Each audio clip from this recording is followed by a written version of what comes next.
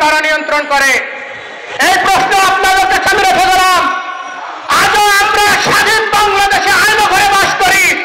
Outsourcing এর যতগুলো ভাই বোন আছে তারা যে আইনো ঘরে বাস করে আপনারা শুনলে চোখের পানি ধরে রাখতে পারবেন না।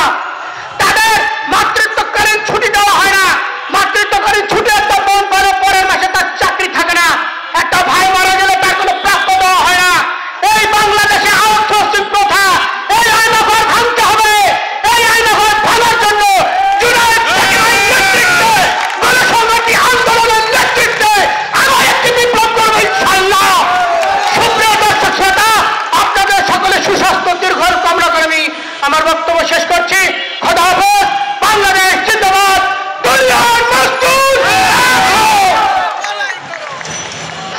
ধন্যবাদ। আউটসোর্সিং এর এখন বক্তব্য রাখবেন গণসংহতি আন্দোলন রাজনৈতিক